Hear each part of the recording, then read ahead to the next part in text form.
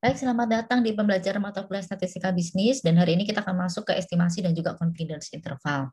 Mohon maaf untuk kali ini saya izin untuk tidak on cam ya karena ini kebetulan kondisi saya sedang tidak fit. Saya habis vaksin kemarin.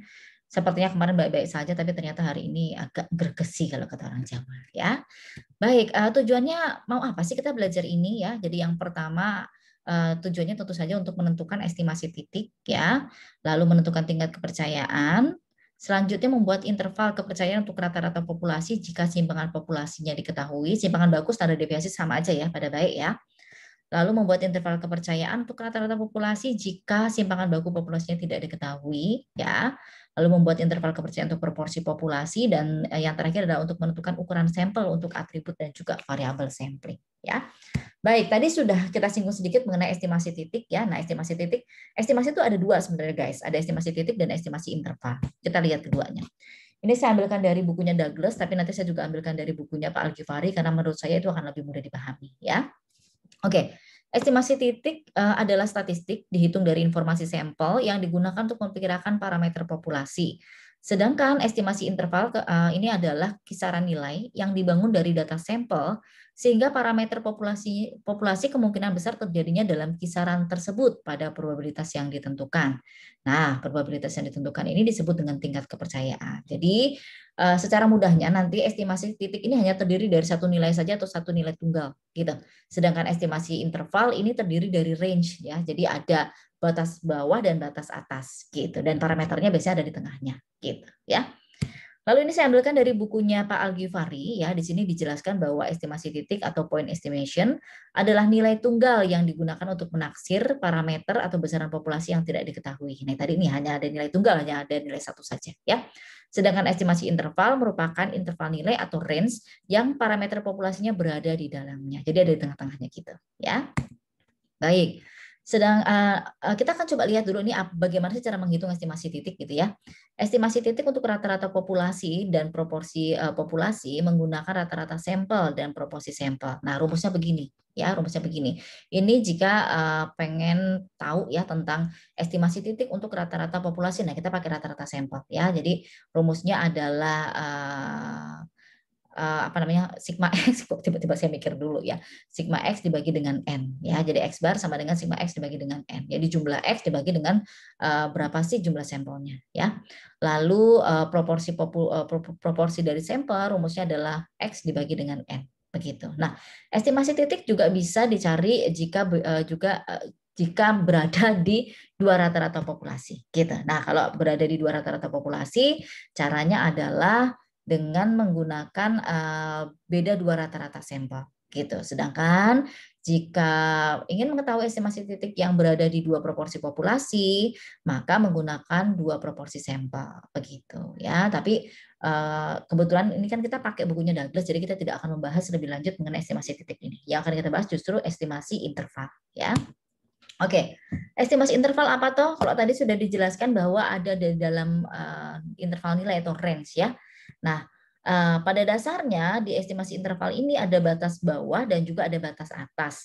Batas bawah adalah nilai estimasi parameter yang terendah, sedangkan batas atas ya tentu saja yang tertinggi, begitu ya. Baik, faktor apa saja yang mempengaruhi estimasi interval ya? Jadi yang pertama adalah ukuran sampelnya, yang kedua adalah variabilitas dalam populasi. Jadi nanti kita bisa menggunakan standar deviasi yang simbolnya seperti ini dan yang simbolnya seperti ini. Gitu. Ini kan sama-sama standar deviasi ya. Nanti yang akan membedakan adalah bagaimana kalau jika jumlah sampelnya lebih dari 30 dan kurang dari 30. Nah, itu nanti kita akan memutuskan pakai yang standar deviasi yang seperti ini atau yang seperti ini, gitu ya.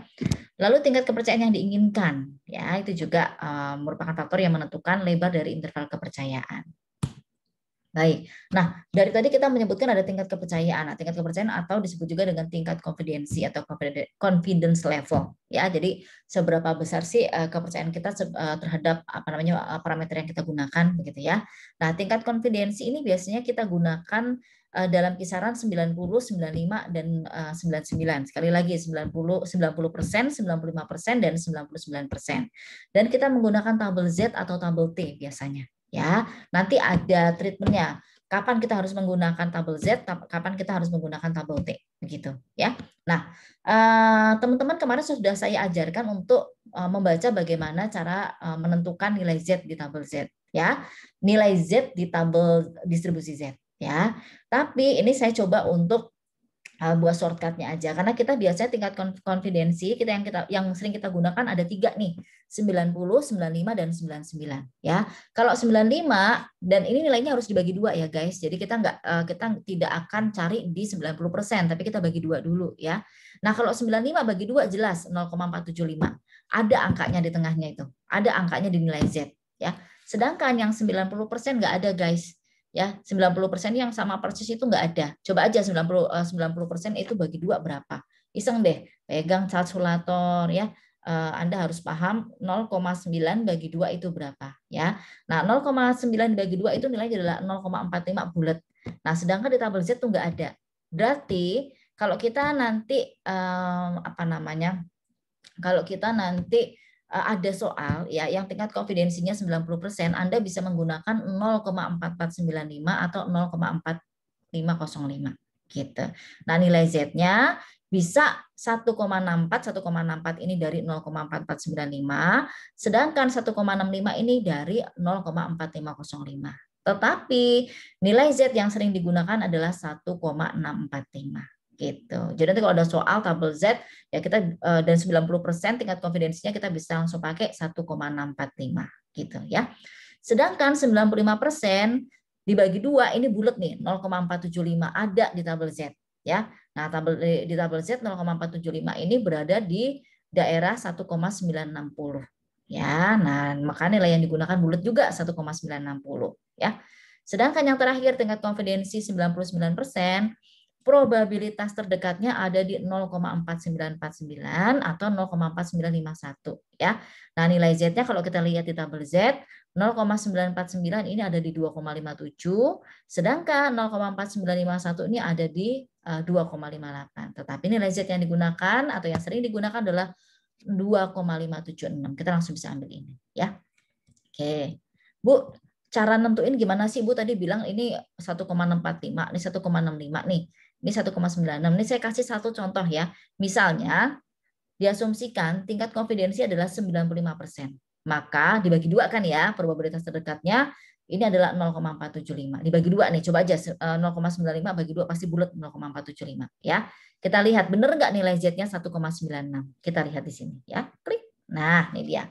Silakan kalau teman-teman ada di buku ini, ada di bukunya Douglas ya. Coba lihat tabel Z ya, atau nanti saya sudah bagikan juga untuk lampiran tabel Z-nya. Cara melihatnya seperti apa ya? Kalau kemarin teman-teman saya ajarkan untuk melihat tabel Z ini kita lihat dulu ke bawah berapa, ke samping berapa. Nah, kalau untuk mencari, khusus untuk mencari tingkat confidence level ini ya, kita langsung cari angka yang mendekati 0,475 ya, yang berada di data dalam sini. Ya, di sini ada banyak angka nih guys ya. Cari 0,475 di mana ya. Ini kebetulan 0,475 kita asumsikan sudah kita dapatkan, maka kita lihat ke samping kiri dulu 1,9, oke. Lalu ke atas zeng 0,006. Maka tingkat konfidensi 95% adalah 1,960 karena di sini sampingnya adalah 1,9, ke atasnya 0,006. Ya, jadi 1,960. Jadi begitu cara bacanya ya. Baik, saya lanjutkan. Nah, bagaimana kalau kita menggunakan tingkat konfidensi levelnya ini pakai tabel distribusi T ya. Jadi tabel distribusi T nanti saya jelaskan lagi, tapi mungkin sekedar informasi saja. Jadi kalau kita pakai Z itu kalau sampelnya besar atau kalau sampelnya lebih dari 30. Sedangkan kalau sampelnya kecil ya, kurang dari 30, kita pakai yang T. Kita pakai tabel distribusi T ya. Baik, saya ambil contoh di sini. Misalnya tingkat konfidensinya adalah 95%. Jadi tingkat kepercayaannya adalah 95%. Lalu sampel yang digunakan adalah 10 ya. Sampel yang digunakan adalah 10 ya. Nah, untuk mencari nilai konfidensi level yang ada di tabel T, kita nggak bisa langsung cari, tapi ada rumusnya. Ya, rumusnya adalah gini. Nilai T alfa dibagi 2 titik koma DF. DF ini adalah degree of freedom. Ya. Artinya ya, alfa dibagi 2 dan degree of freedom-nya sama dengan N-1 ya. Jadi degree untuk mencari DF, degree of freedom-nya adalah N-1 gitu ya. Nah, kita akan masukkan ke sini nih. Ini hasilnya adalah T 0,025 titik koma 9. 9 ini jelas degree of freedom ya. Kita dapatkan dari N-1 karena sampelnya adalah 10, N-nya adalah 10 dikurangi 1 sama dengan 9. Gitu. Pertanyaannya, Ibu dapat dari mana Ibu ini alfanya? Kenapa ini bisa jeng-jeng bisa di sini 0,025 gitu ya. Ini mudah sekali. Cara mencari alfa adalah 1 dikurangi dengan ini loh. Alfa sama dengan 1 dikurangi dengan tingkat konfidensi. Ya. Berarti alfa sama dengan 1 dikurangi 0,95 karena tingkat konfidensinya adalah 0,95. Didapatkan hasil 0,05. Nah, sudah dapat alfanya 0,05 nih.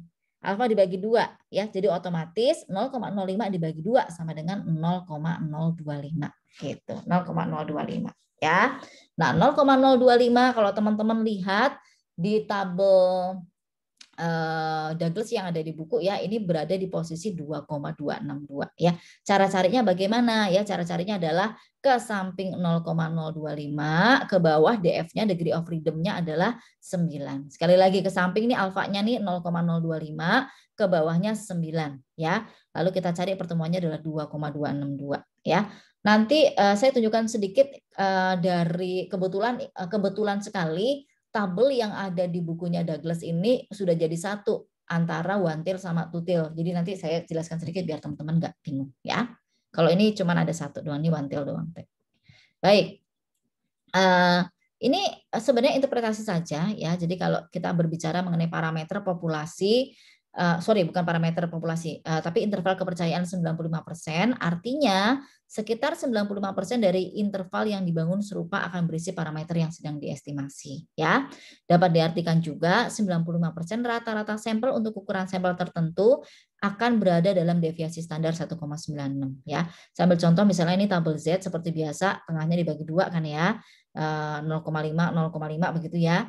Lalu di sini posisinya adalah 1,96 karena kita pakai 95% tadi, tabel Z adalah 1,96 minus ya, sisi kiri adalah minus, lalu sisi kanan plus 1,96 begitu. Ini kalau teman-teman bingung nanti ada penjelasannya berikutnya ya.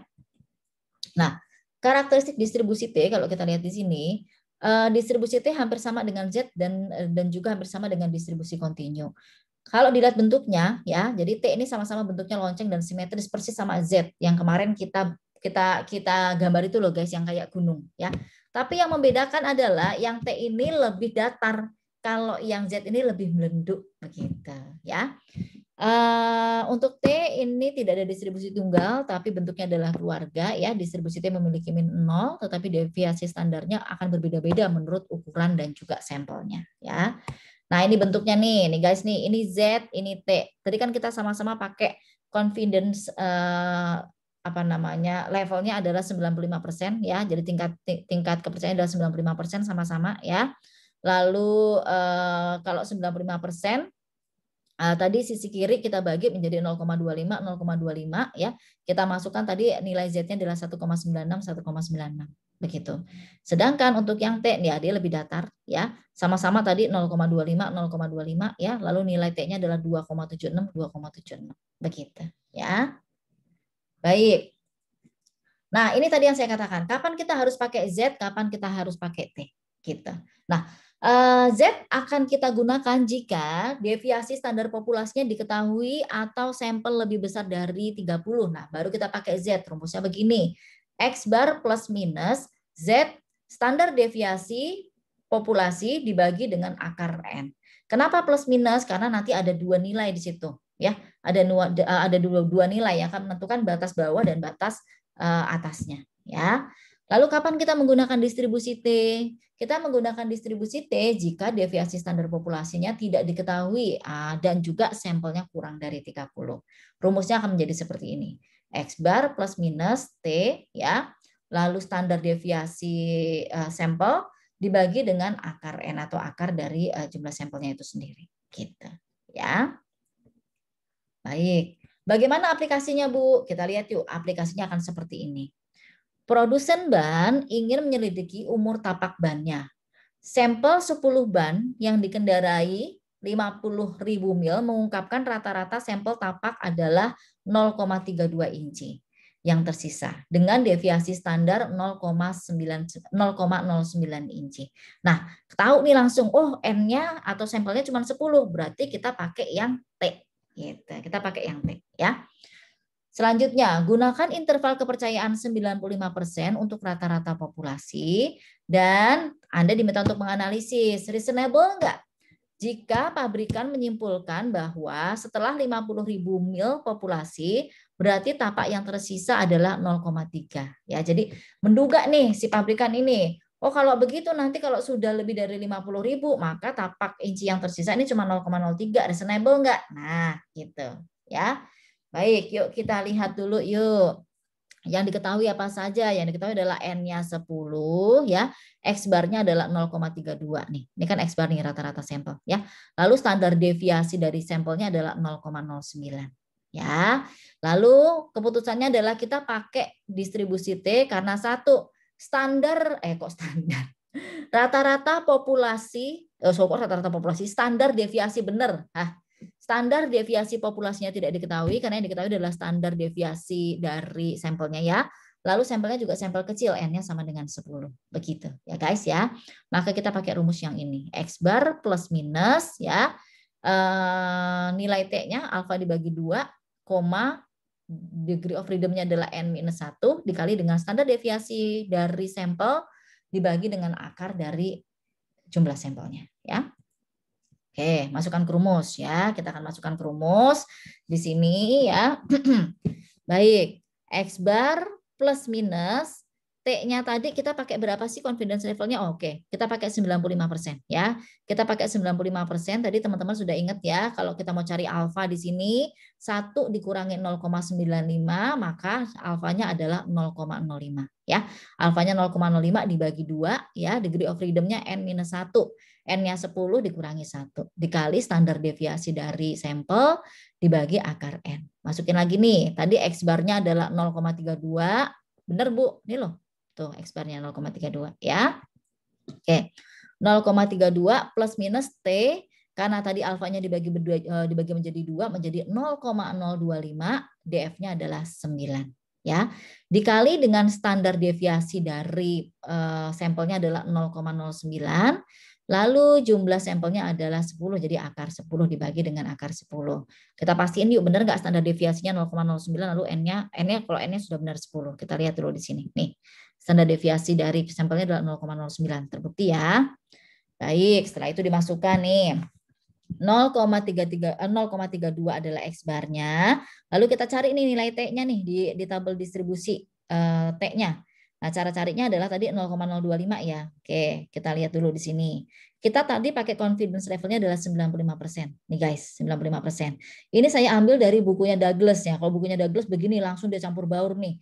Ya, 95%, nggak usah bingung, langsung cari aja ke bawah. Ini bukunya Douglas sudah membuat kita sebenarnya lebih mudah walaupun agak ngebingungin juga kalau nanti kita harus misahin ya. 95%. Oke, sudah dapat kita confidence intervalnya, lalu DF-nya 9. Langsung kita dapat di sini. 2,26. Terus kita langsung dapat. Enak dia. Ya, sudah langsung dapat ya. Baik. Plus minus 2,262 ya. Dikali 0,09 dibagi akar 10. Sekarang teman-teman pegang kalkulator harus dihitung. Benar enggak angkanya di sini menjadi 0,064 gitu ya. Nah, selanjutnya teman-teman harus mencari batas atas, batas bawahnya. Batas atasnya adalah dengan cara mengurangi nih 0,32 dikurang dengan 0,064. Ya, di sini didapatkan 0,256. Sedangkan batas atasnya 0,32 ditambah dengan 0,64. Sekali lagi 0,32 ditambah dengan 0,064 ya. Didapatkan hasilnya adalah 0,384 ya. Maka kalau dari sini ketahuan nih ya guys ya, ketahuan bahwa estimasi interval berada di antara 0,256 sampai dengan 0,384 ya. Berada di antara 0,256 sampai dengan 0,384. Oke, sudah dapat nih di sini nih ya. Lalu kita lihat tadi sebelum analisis kalau diminta untuk menggambarkan, nah gambarnya menjadi seperti ini. Kita buat gunung agak ceper ya karena ini pakai distribusi T ya. Kita bagi dua, sebelah kirinya adalah minus 2,262, sebelah kanan adalah plus 2,262 ya. Kita dapat dari sini ya. Lalu analisisnya bagaimana? Analisisnya tadi kita diminta untuk masuk akal nggak sih kalau pabrikan ini menyimpulkan bahwa setelah 50%, 50.000 mil populasi, berarti jumlah tapak yang tersisa adalah 0,3 ya. Kita lihat berada di antaranya enggak? Oh, ternyata berada di antaranya ya. Jadi sangat masuk akal sekali jika pabrikan menyimpulkan ya setelah 50.000 mili sisa tapak ban menjadi 0,30 inci karena berada di antara 0,256 dan 0,384 inci ya. Jadi karena berada di antara sini maka masuk akal atau reasonable ya. Itu contoh yang pertama. Contoh yang kedua. Ya, jadi ini estimasi interval keyakinan untuk min itu sendiri ya. Oke, baik. Contohnya adalah kalau kita lihat di sini manajer Intel Square Mall ya di Florida ingin memperkirakan jumlah rata-rata yang dibelanjakan per kunjungan belanja oleh pelanggan. Sampel dari 20 pelanggan mengungkapkan jumlah yang dibelanjakan adalah sebagai berikut ya. Jadi ada 20 sampel, ini adalah nilai yang dibelanjakan dari $48,16 sampai dengan $61,69 begitu ya. Lalu selanjutnya Anda diminta untuk mencari estimasi intervalnya ya untuk min tersebut ya. Cuman guys, ini kan kalau di PowerPoint kan tidak penjelaskan berapa sih X bar-nya. Nah, Anda harus cari X bar-nya ya. X bar-nya adalah dicari dengan menjumlahkan ini semua dibagi dengan 20 ya. Menjumlahkan ini semua dibagi dengan 20. Di sini didapatkan hasil 49,35 ya, 49,35 ya. Lalu standar deviasinya juga Anda harus cari dulu ya. Standar deviasinya di sini 9,01. Ada rumusnya, silakan lihat di buku ya. Diasumsikan ini sudah diketahui gitu ya. Lalu confidence levelnya di sini sama, tetap pakai 95% ya, 95%. Oke, baik, dari sini kita sudah ketahui bahwa satu data yang diketahui hanya jumlah sampel dan juga X-nya. Maka Anda cuma bisa mencari X bar-nya dan juga standar deviasi dari sampelnya. Otomatis kita menggunakan distribusi T ya. Otomatis kita menggunakan distribusi T begitu ya. Oke, kita masukkan rumusnya 49,35, T-nya adalah 0,025, sudah tidak perlu saya jelaskan karena Anda saya asumsikan sudah paham. DF-nya N-1, 20 minus 1 jadi 19 ya. Kita cari di tabel T, benar nggak sih? Coba kita lihat 0,025, 95%, DF-nya 19. Oke, kita lihat saya sudah menyertakan kok di sini. Sebentar.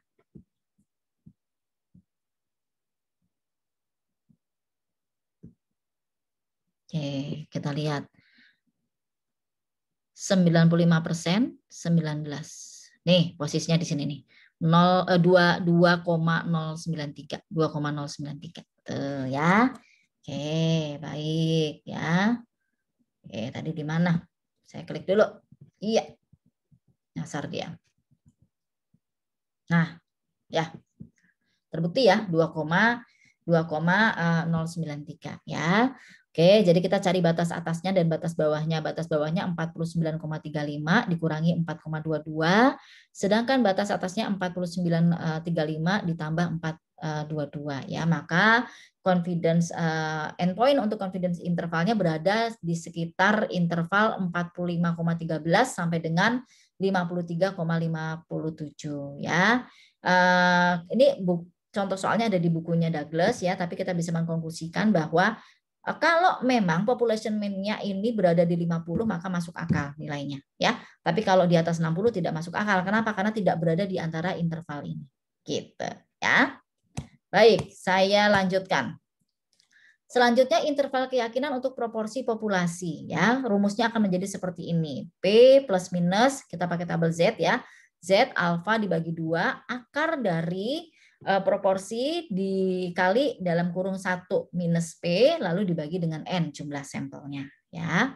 Ini contoh soalnya. Serikat pekerja yang mewakili Battle Blower atau BBA sedang mempertimbangkan proposal untuk bergabung di Teamsters Union. Menurut anggaran BBA, setidaknya 3/4 dari anggota serikat harus menyetujui merger apapun. 3/4 ya, berarti 3/4 ya.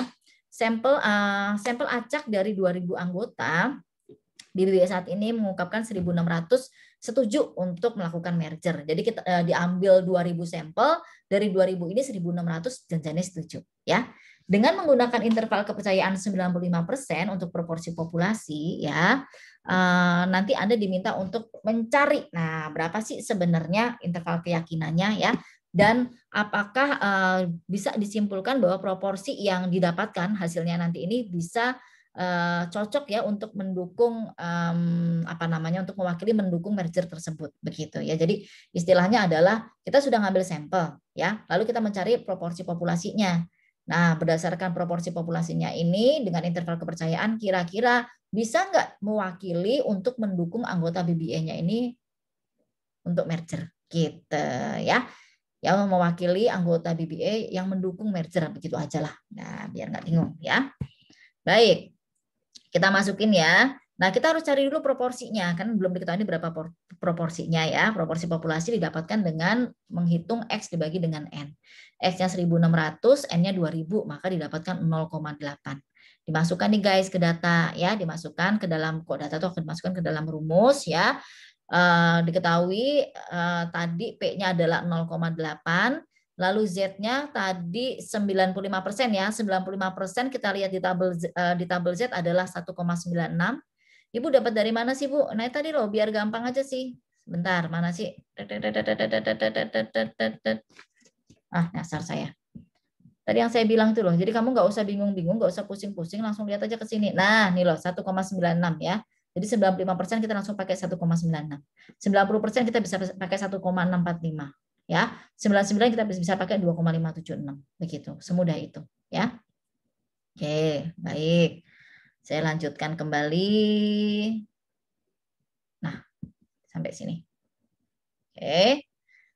Nah, sudah dapat 1,96 di sini ya, lalu dikali dengan akar. Proporsinya tadi 0,8 dikali lagi dalam kurung 1 minus 0,8 dibagi 2.000 ya. Lalu hasilnya adalah 0,8 plus minus 0,018. Jadi teman-teman pegang kalkulator, bener nggak nih hasil dari penghitungan dengan rumus ini 1,96 dikali akar bla bla bla bla ini adalah 0,018. Coba dicari ya. Saya sudah mastiin sepertinya benar ya.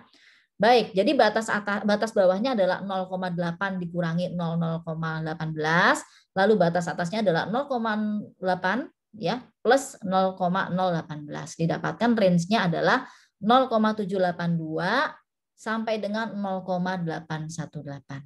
Ya, nah kalau dari interval proporsi populasi ya dengan tingkat keyakinan 95% ini ternyata didapatkan angka 0,78 sampai dengan 0,818.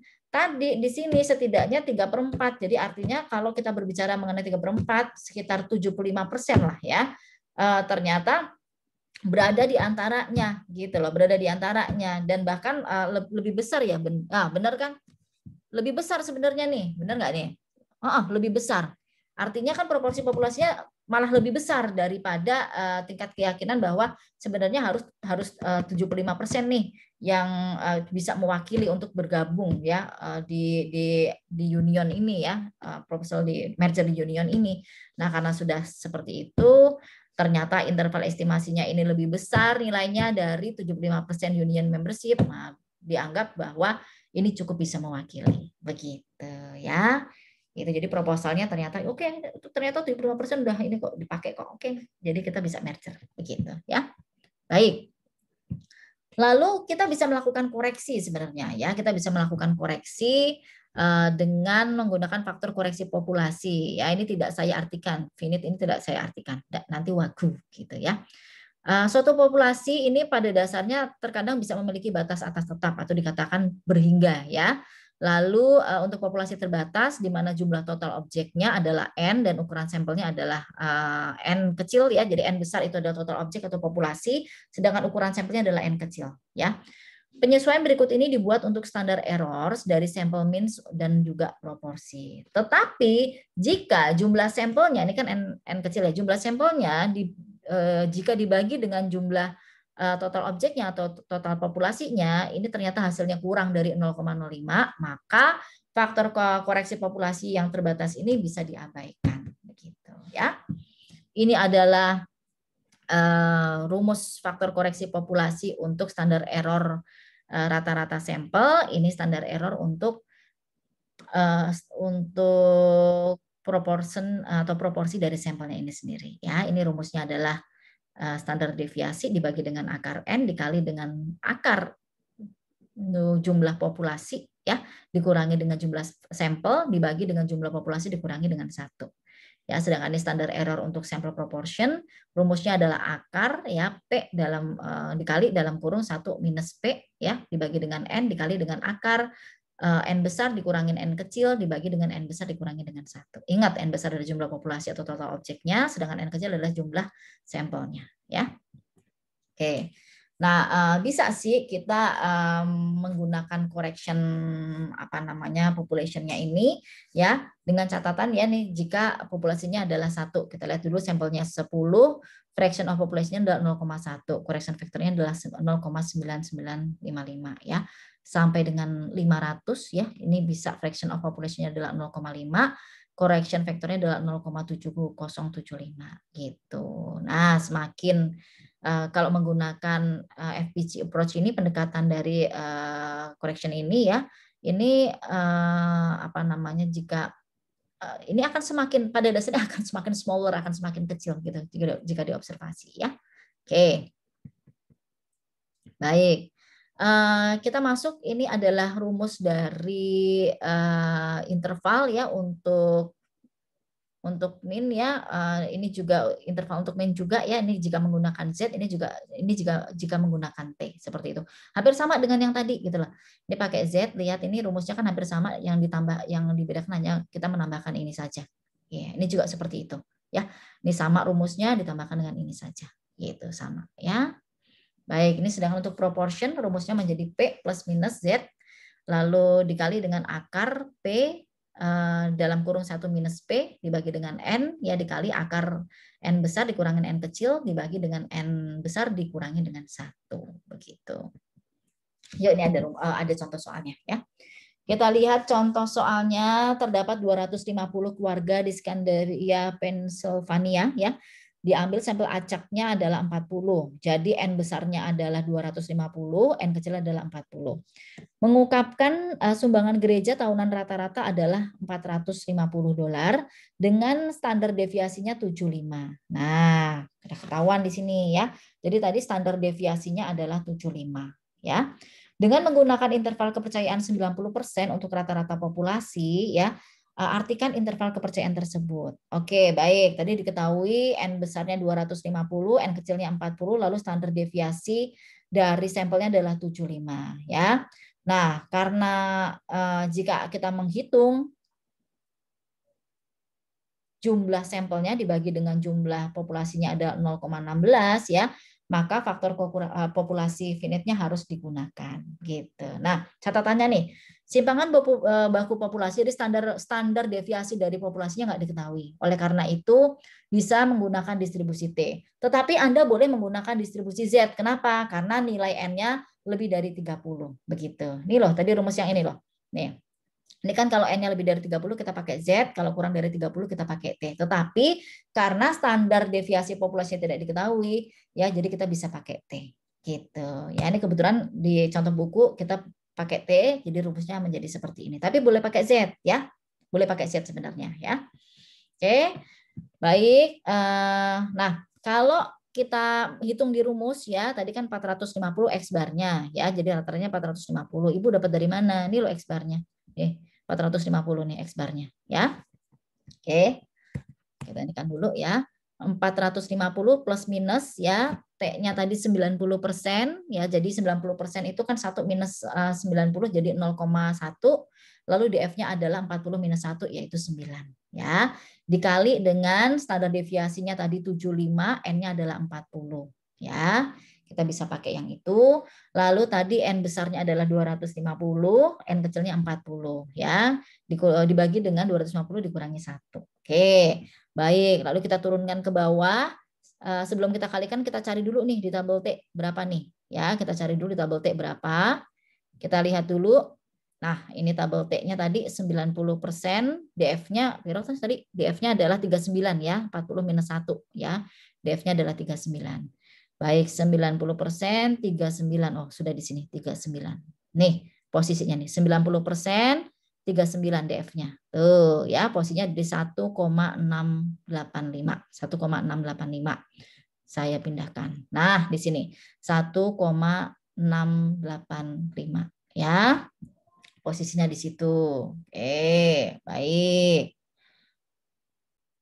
Baik, kita lanjutkan kembali ini. Kita sudah sampai sini ya. Jadi tadi, sebentar. Ini kok kemana-mana. Nah, ini tadi nih. 1,685 ya. Setelah itu kita jumlahkan dulu nih semuanya nih ya. Kita masukkan, kita hitung dulu nih yang ada di rumus ini ya. Di 1,685 dikali 75 dibagi dengan akar 40 ya, dikali akar 250 dikurangi 40 ya, dibagi dengan 250 dikurangi dengan 1.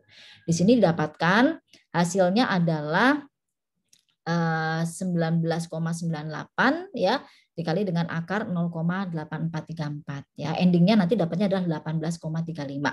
Teman-teman, saya minta tolong untuk dicoba di kalkulator ya, siapa tahu ada yang salah ya. Jadi 18,35 begitu. Baik. Nah, setelah itu cari batas atas dan batas bawahnya. Batas bawahnya adalah 450 dikurangi dengan 18,35, sedangkan batas atasnya adalah 450 ditambah dengan 18,35. Nah, didapatkan range-nya untuk pertanyaan ini adalah 431,65 sampai dengan 468,35. Jadi range-nya begitu ya. Range-nya adalah 431,65 sampai dengan 468,35 gitu ya. Oke, kita lihat analisisnya yuk. Nah, jadi yang pertama tadi adalah ini sebenarnya solusi tapi nggak apa-apa saya jelasin lagi. Jadi kenapa tadi kita pakai T? Karena rata-rata populasinya rata-rata pertama itu ada standar deviasi populasinya tidak diketahui ya. Dan yang diketahui adalah rata-rata populasi minnya ya, rata-rata populasi minnya adalah rata-rata sampelnya yang diketahui ya. Sedangkan rata-rata populasinya tidak diketahui ya. Jadi kalau ada pertanyaan seperti ini, perkiraan terbaik ini pada dasarnya menggunakan rata-rata sampel ya. Jadi nanti kalau ada pertanyaan di tugas berapa sih rata-rata populasinya? Nah, kalau nggak diketahui, berarti otomatis the best estimate ya atau perkiraan terbaiknya kita menggunakan rata-rata sampel yaitu $450 ya. Baik. Nah, tadi kita sudah dapat nih. Range-nya adalah 431,65 sampai dengan 468,35 ya. Dengan kata lain, kalau tadi misalnya kita pakai rata-rata populasi rata-ratanya misalnya 445 gitu ya. Itu kan berarti kan masuk ke dalam range-nya ya. Masuk ke dalam range-nya. Jadi artinya sebenarnya bisa masuk gitu loh ya. Masuk ke dalam range rata-rata populasi tersebut ya. Sebentar nih begitu. Dengan kata lain dapatkah populasi rata-rata menjadi 445? Ya bisa. Ya bisa. Kenapa? Karena berada di antaranya gitu ya. Karena berada di antaranya ya. Tetapi kemungkinan besar bukan 425. Kenapa? Kalau 425 itu artinya tidak berada dalam range tersebut gitu. Tidak berada dalam range tersebut. Karena kan range-nya 431 sampai dengan 468 ya. Begitu jadi intinya ya. Jadi kalau 445 masuk ke dalam range, tapi kalau 425 tidak masuk ke dalam range-nya. Gitu. Ini rotu bagus soalnya. Tiba-tiba ada pertanyaan muncul ada 425 dapat dari mana? Nah, ini hanya estimasi saja ya. Baik, saya lanjutkan lagi ya. Selanjutnya memilih ukuran sampel. Ada 3 faktor yang menentukan besar kecilnya suatu sampel. Tidak ada satupun yang memiliki hubungan langsung dengan besar kecilnya populasi ya. Jadi artinya ada 3 faktor yang menentukan ukuran sampel. Yang pertama adalah tingkat kepercayaan yang dipilih. Jadi Anda pilih confidence levelnya berapa persen? Tadi ada 90, 95, dan 99. Lalu kesalahan maksimum yang diizinkan, ya margin error yang diizinkan. Lalu variasi populasinya. Jadi 3 faktor ini yang menentukan, ya. Nah, ini adalah rumus untuk menentukan ukuran sampel. N sama dengan Z dikali S dibagi dengan E. E adalah margin error, jadi pada dasarnya adalah kesalahan yang dapat diterima. Z adalah kita pakai tabel Z ya, jadi level of confidence di tabel Z-nya itu. Lalu S adalah sample deviation atau misalnya standar deviasi dari sampelnya itu sendiri ya, jadi dari pilot sampelnya. Baru hasilnya nanti dikuadratkan ya. Baik, ini contohnya. Seorang siswa dalam administrasi publik ingin menentukan jumlah rata-rata yang diperoleh anggota Dewan Kota di kota-kota besar per bulan sebagai remunerasi untuk menjadi anggota Dewan. Kesalahan dalam memperkirakan min adalah kurang dari $100. Jadi margin errornya adalah E-nya adalah $100 ya. Dengan tingkat kepercayaan TOCL-nya tadi adalah 95%. Siswa tersebut menemukan sebuah laporan dari Departemen Tenaga Kerja yang memperkirakan deviasi standarnya menjadi 1.000 ya, jadi standar deviasinya 1.000. Berapa ukuran sampel yang dibutuhkan? Wah, ini mah gampang. Masukin aja. Diketahui tadi E-nya adalah $100. Z-nya 95%, 95% langsung dicari tadi, langsung dapat 1,96, gampang ya guys ya. Lalu standar deviasinya adalah $1.000. Masukin ke dalam rumus ya. 1,96 dikali 1.000 dibagi 100 lalu dikuadratkan. Didapatkan hasil 19,6 lalu dikuadratkan sama dengan 384,16. Dibulatkan 385. Nah, kalau ada yang tanya, Ibu, kenapa dibulutinnya ke atas? Bukannya kalau di statistik sama matematika itu kalau di bawah 0,5 bulutinnya ke bawah. Nggak bisa guys, karena ini sampel berhubungan dengan satuan, bisa orang, bisa nanti misalnya sampel Anda ini toko ya, sampel Anda ini misalnya kalau kita berbicara mengenai kendaraan kan itu kan nggak bisa. Kalau sudah 384,16 ya otomatis dinaikkan ke atas. Kalau Anda turunin ke bawah ya tidak mencukupi nanti sampelnya. Begitu ya. Baik, ini tadi hanya penjelasan saja ya. 0,95 langsung kita dapat 1,96 begitu. Selanjutnya ini contoh lain untuk menentukan ukuran sampel. Sebuah kelompok konsumen ingin memperkirakan biaya listrik bulanan rata-rata untuk satu rumah keluarga di bulan Juli dalam kisaran $5. Menggunakan tingkat kepercayaan 99%. Berdasarkan penelitian serupa, standar deviasi diperkirakan adalah $20. Berapa besar sampel yang dibutuhkan? Wah, ini mah gampang banget ya. Oke, kita lihat di sini. Tadi tingkat kepercayaan 99%, ini kan Z nih. Ini Z, lalu ini tadi standar deviasi, ini E-nya ya. Benar nggak 99 ini 2,58? Nah, kita cek di sini. 99 2,58. Nah, kita bisa pakai ya. Bu, kalau di sini 2,576, ya 2,576 kalau di bulatnya juga bisa 2,58 kan kita pakai 2 digit di belakang koma 2,58 gitu ya. Oke. Hasilnya adalah 107. Ini bulatnya 107 ya. Jadi artinya sampel yang dibutuhkan adalah 107. Baik. Nah, selanjutnya untuk menentukan ukuran sampel untuk proporsi ya. Jadi rumus untuk menentukan ukuran sampel dalam kasus proporsi adalah sebagai berikut. N sama dengan P dikali dalam kurung 1 minus P dikali lagi ya Z dibagi dengan E ya, baru dikuadratkan. Z-nya dikuadratkan gitu ya. Jadi nanti saya salah lagi ya. Nah, P ini adalah estimasi dari pellet study atau misal dari sumber-sumber yang ada.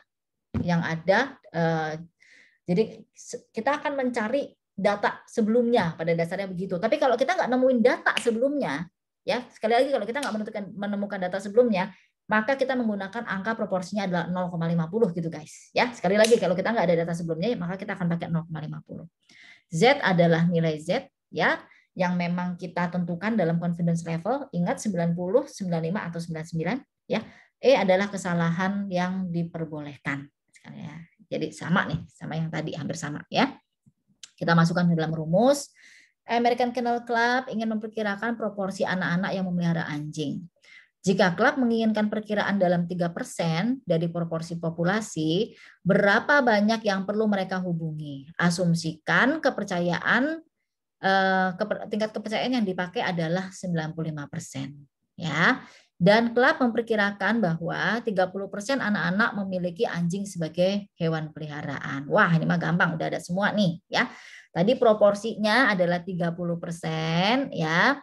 Lalu E-nya adalah 3%. Ya, jika klub menginginkan perkiraan dalam 3%, nah dari proporsi populasi, nah ini dianggap E. Ya, jadi guys memang harus pinter-pinter baca soal, ya harus pinter-pinter baca soal. Jadi margin of error itu nanti bisa kalimatnya bermacam-macam, ya. Oke, masukkan ke dalam rumus 0,3. Lalu ini kenapa 0,7? Masih ingat kata di rumusnya? 1 minus P, ya. Jadi 1 minus 0,3 sama dengan 0,07. Ya. 1,96 dapat dari mana? Tabel Z 95%, 1,96 dibagi 0,03. Nah, didapatkan hasilnya adalah 897 sampel. Ya. Jadi atau anak-anak, di sini kan anak-anak gitu. Jadi semudah itu. Baik. Ini contoh lain, ya. Sebuah studi perlu memperkirakan proporsi kota yang memiliki pengumpul sampah pribadi. Penyelidik ingin margin kesalahan berada dalam 0,1 dari proporsi populasi. Ya, jadi ketahuan nih E-nya adalah 0,1, ya. Tingkat kepercayaan yang diinginkan adalah 90% dan tidak ada perkiraan yang tersedia untuk proporsi populasi. Nah, ini data nih. Tidak ada perkiraan yang tersedia untuk proporsi populasi. Otomatis pakai 0,5, ya. Otomatis pakai 0,5. Berapa ukuran sampel yang dibutuhkan? Masukkan ke dalam rumus. N sama dengan, ya, tadi proporsinya adalah 0,5 dikali dalam kurung 1 minus 0,05. Pakai 90%, maka kita pakai 1,65, ada 1,64, ada 1,65. Ini kebetulan kok di bukunya Douglas pakai 1,65 dibagi dengan margin errornya adalah 0,1. Nah, didapatkan hasilnya adalah 68,0625. Dibuletin ke atas menjadi 69 kota. Pakai kalkulator dicek, ya, jangan sampai Anda terlalu jumawa merasa bahwa bisa, enggak, siapa tahu ini ada yang salah, ya. Baik, terima kasih. Saya mohon maaf kalau hari ini saya merasa bahwa saya tidak terlalu maksimum, ya, untuk mengajarkan Anda.